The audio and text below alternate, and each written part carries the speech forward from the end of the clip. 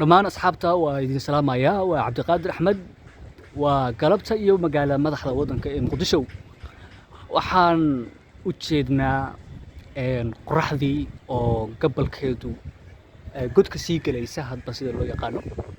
halkan aan idin kala soo hadlayo waa degmada Hodan gaar ahaan waaxda Axmed Guray ee gobolka Banaadir ama magaalada madaxda wadanka ee Muqdisho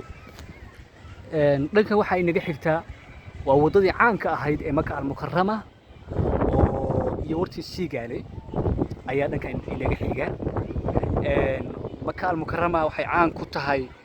dadka gobolada ka imaanaya ama gobolada dadka joogaadii lagu geeyo xamar wadadaba ka taqaana Maka al-Mukarrama ku leeyahay waayo waa wado inta badan qorshe marka la joogo ay ku yaalaan xarumaha muhiimka ah ee dawladda iyo xarumaha muhiimka ah ee magaalada caasimadda ah ee xamar wartan waa wartii Siigaale wadada Maka al-Mukarrama dadka yaqaana hadaan xogaa bal idin tacliiqiyo halka ka imaanayso X control F gooye isgoyska la yiraahdo ayay ka imaanaysaa oo waxay soo hormaraysaa isgoyska caanka ah ee Saybiano ee ka fogeyn jaamacadda ummadda Soomaaliyeed ee Gahayr waxay ku soo dhacaysaa isgoyska caanka ah ee isna caan baxay ee Sobe iyo wasaaradda arrimaha dibadda ee Soomaaliya iyo qorsheynta iyo waxbarashada ayay hormaraysaa waxa ayna imaanaysaa isgoyska isna caanka ah ee kilometer 4 ee magaalada madaxda wadanka ee Muqdisho kilometer 4 wuxuu kulmiyaa haddii aan si kale u dhigo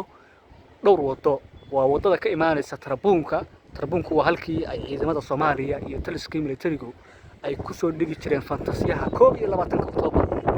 wadadaas Qaasim baa hadda la yiraahdaa waxay ku dhacaysaa ku imaanaysaa kilometer 4 isgoyska la yiraahdo waxa kale oo ku imaanaya wadada caanka ah ee iyadoo ka imaanaysa airportka ama gegida Muqdisho ee Aadan Cabdulle Cismaan International Airport waxa kale oo ku imaanaya wadada hadda idin sheegay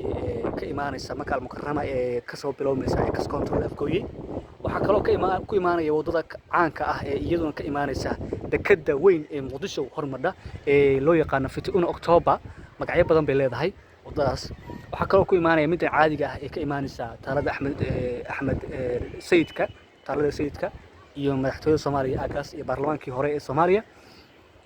marka wadada Maka al-Mukarrama marka isgoyska lambar 4 ku timaado waxay toos u aadaysaa oo ay sii maraysaa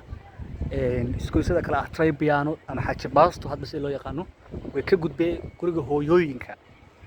andhahe gurigii shaqaalaha ee hadda ah immigrationka gobolka laamihiisa mid kamid ah ayay ku dhacaysaa ama immigrationka Soomaaliya waa ka sii gudbaysaa waxay tagaysaa isgoyska dabka waa Maka al-Mukarrama wali wadadan ka hadlayno waxaana ay u sii gudbaysaa taalada sayidka iyadoo markaas sii mari doonta Xawataako ilaa Daljirka ilaa isgoyska Jubba way sii soconaysaa waxay sii tagaysaa ilaa kilometer 0 oo aqalka baarlamaanka aqalkiisa sare ayay ku dhacaysaa geeskan waxa inaga xiga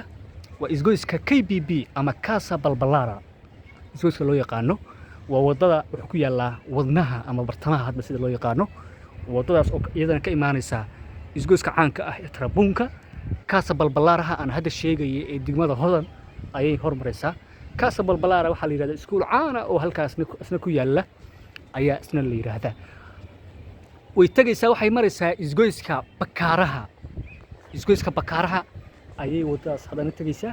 way ka gudbaysaa isgoyska ugu sokeeya waa isgoyska Hawlwadaag ayaa isna ku xigi kara kan Bakaaraha waxa ku xigi kara isgoyska iyaguna